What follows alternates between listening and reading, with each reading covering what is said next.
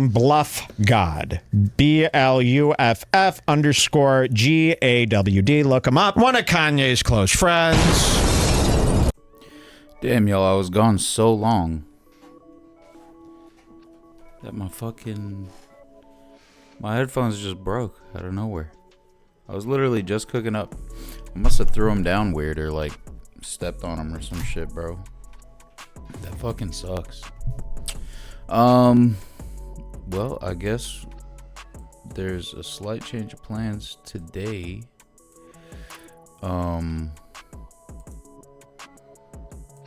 Fuck, dude, I wanted to cook up. And I still can. I just got to figure out how to, do the whole layout of things. How to route it into the AirPods. This is probably going to be insane latency. Not going to lie.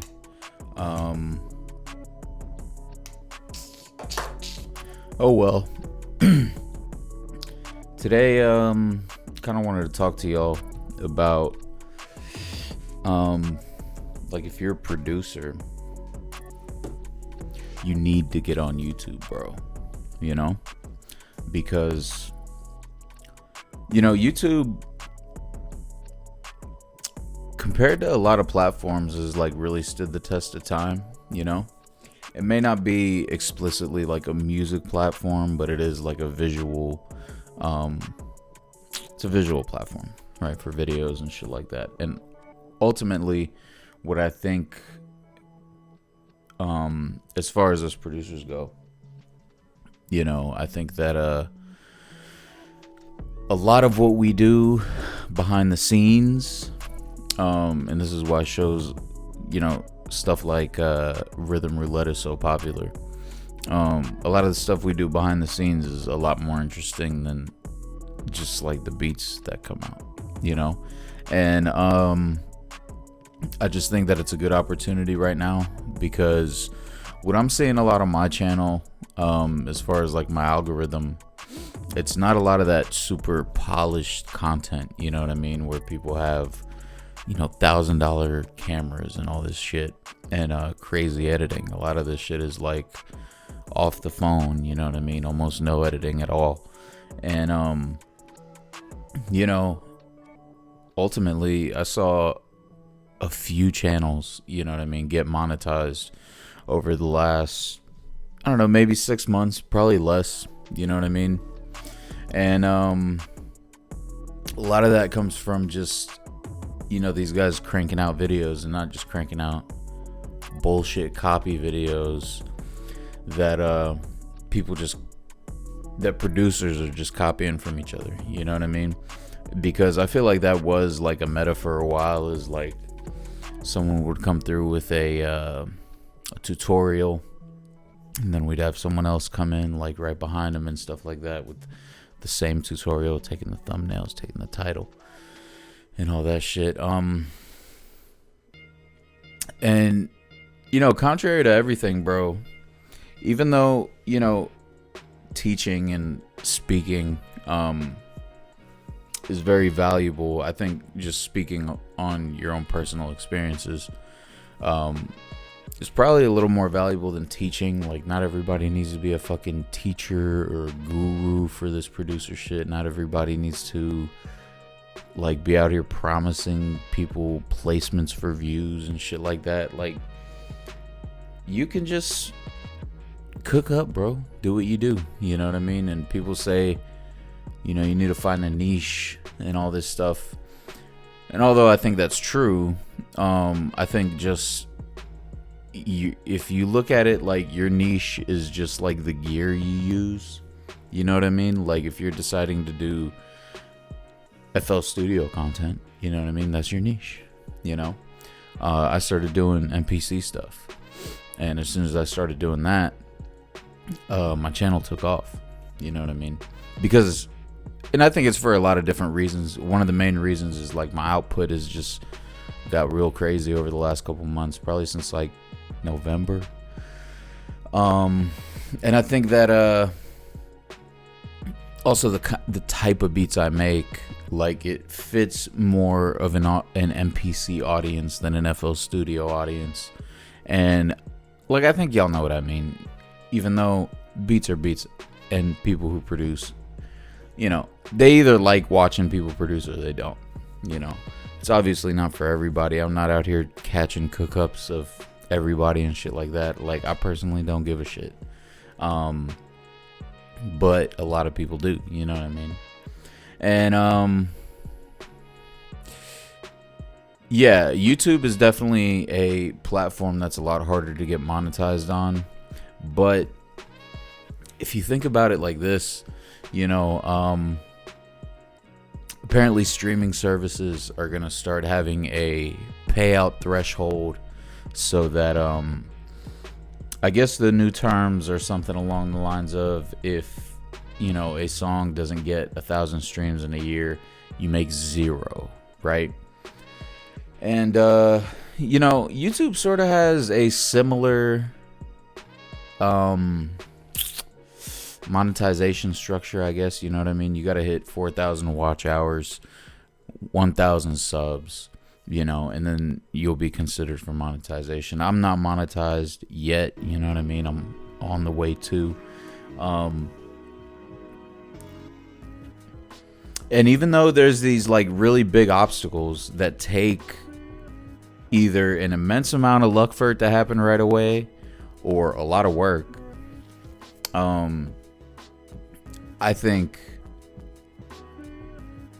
having a monetized YouTube channel is a little more valuable than having your music monetized on Spotify, right? Even if every song you drop gets over 1,000 streams or whatever,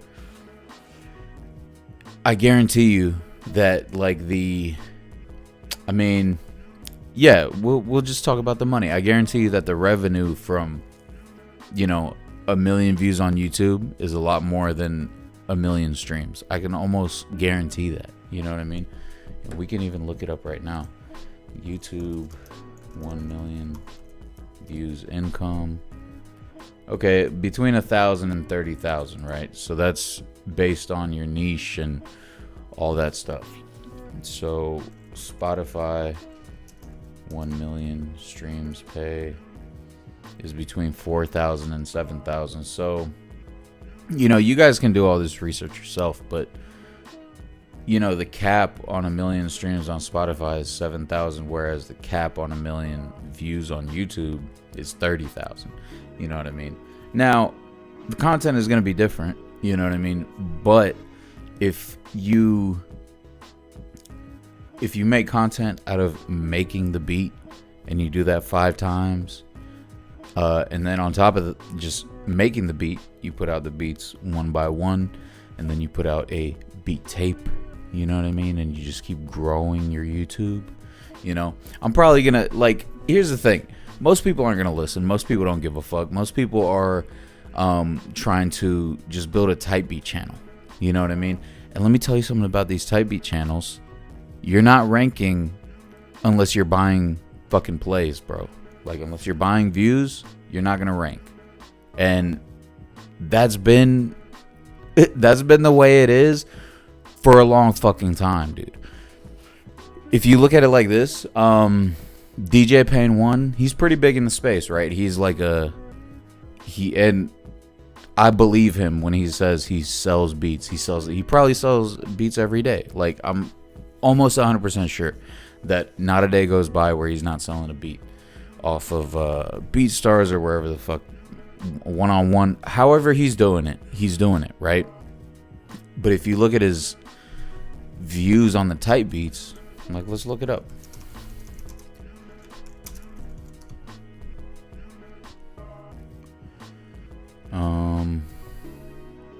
Boom, 15 hours ago, 347 plays. 15 hours ago, 228 plays. 11 days ago, 825 plays. Now, the reason I'm pulling these up is because just to show you that you don't need like 100K on a fucking ASAP Rocky type beat to be making a living off this shit. You know what I mean? Like, you can sell beats off of a, you know, an 800 view type beat video, so long as the type beats isn't your only content. Because let's be real, bro, like YouTube, if you look at YouTube as a platform, the last thing it wants is type beats and videos like type beats, where it's just audio and a picture. Like, YouTube as a platform does not want that. It's not going to incentivize that. You know what I mean? That's why I say, if you're going to be starting a channel, or you have a channel and it died and it's been dead for a long time, you're getting no views, dude, show yourself, bro. Show yourself and speak. That's all you got to do, bro. Look at fucking Weaver, bro. Look at Weaver. Weaver blew the fuck up. You know what I mean? And people always talk shit. Oh, do you even make beats? And yeah, he does. You know what I mean? Apparently, this kid has like over 1 million streams on a song or something like that. Shout outs to him. You know what I mean? He has people who listen to his music. But the reason I know about him, the reason you know about him, is because he speaks. You know what I mean? And I think that's something that's very like overlooked in this space. You know what I mean? The people who do speak try to speak from like a level of authority and trying to tell you what to do and shit. And it doesn't have to be like that. You don't have to come into the space trying to tell people what to do, tell people how to make beats. You can just come on here, turn the camera on, and do things your way and talk your way through it. You know what I mean? Because me, I learned a few things from tutorials, you know, but since I'm a fucking old ass dude, I'm fucking unk now, basically, right? When I was younger, I didn't even think to YouTube a beat tutorial. I didn't even think that was a thing. I guess it was, you know what I mean? There was a couple guys out there, you know what I mean? There's always been like many iterations of this producer thing. You know what I mean? We're just in a new age. But I also feel like, you know, the producer space online is so stale because we've just been trying to do the same things over and over again. You know, like as corny as he is, like Kyle Beats, he's actually trying to do something. You know what I mean? He's doing something pretty innovative. You know what I mean? He'll bring in actual artists into his studio. He'll bring in people who aren't artists into his studio to do music.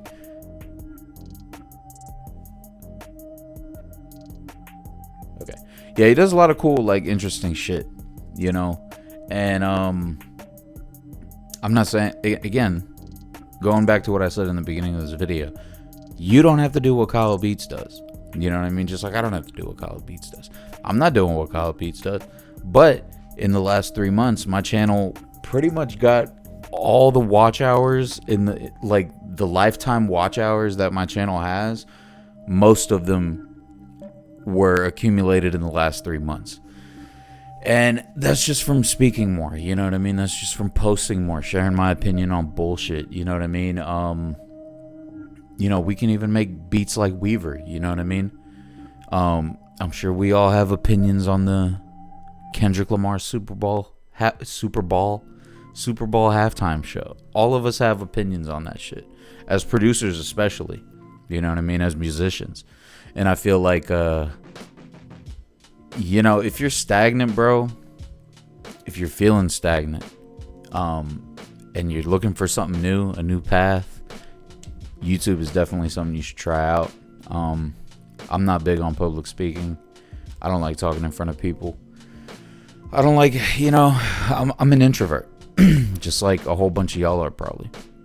But,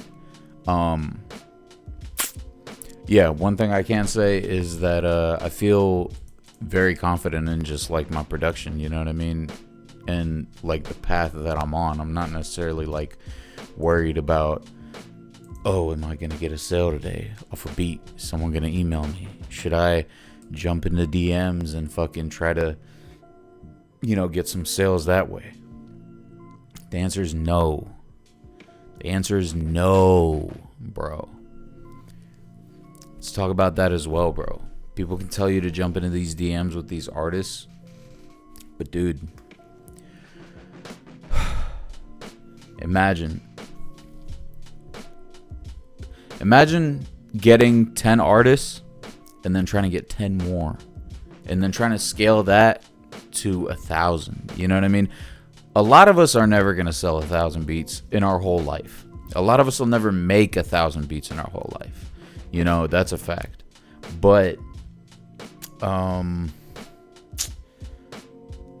think that a lot of us who may not even sell a single beat on BeatStars still have like interesting shit to share with other producers, with people who just like music, with artists. You know what I mean? Like you might not get a play. Like here's how I kind of see things going.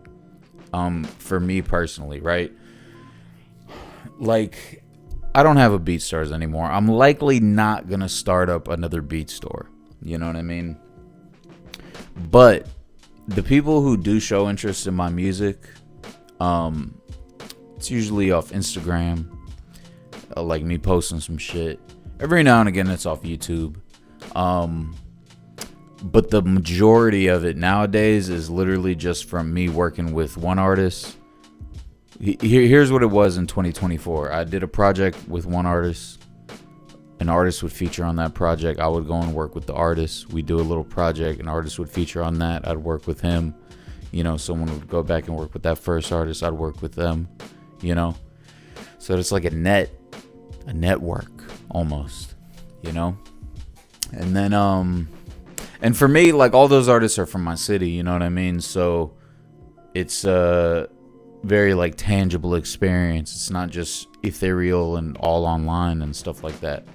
So it's different.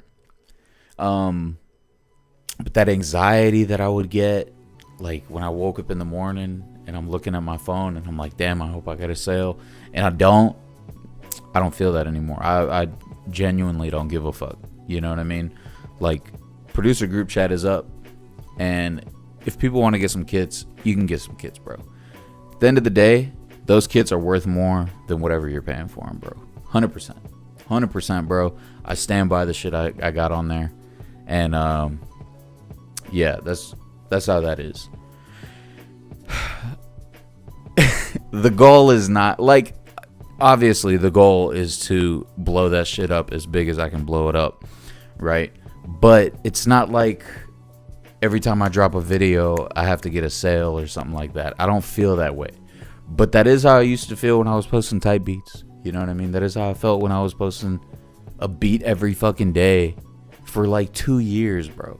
Like, most of the subs I have did come from the type beat days. And, damn, I appreciate y'all for sticking around as long as y'all did. Because, what was I saying? Yeah, most of my subs are from the type beat days, and I got that type beat channel up to like 250,000 views or whatever, and that was great. But at the end of the day, dude, not a whole lot of that carried over. If you build your YouTube channel up as like a, you know, person to person type thing, you can literally do anything, bro. You can literally do anything. People aren't gonna give a fuck. They'll watch you and enjoy it as long as you're entertaining or you're providing some kind of value. You know what I mean? I'm gonna cut this short. I'll probably have a lot more to talk about as far as this goes. I felt like I was kind of rambling towards the end, but yeah, join my Discord, check out the site. If you're a producer and you're not on YouTube and you feel stagnant, definitely get your ass on YouTube, bro. All right, peace.